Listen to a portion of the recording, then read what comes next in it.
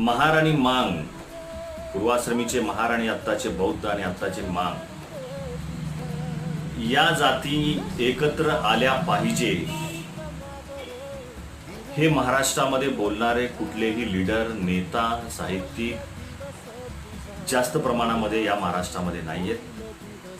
पण या समाजामध्ये जास्तीत जास्त दुरावा कसा निर्माण होईल याच्यावर काम करणारी मात्र या महाराष्ट्रामध्ये फार मोठी संख्या आहे असं माझ्या लक्षात आलेलं आहे.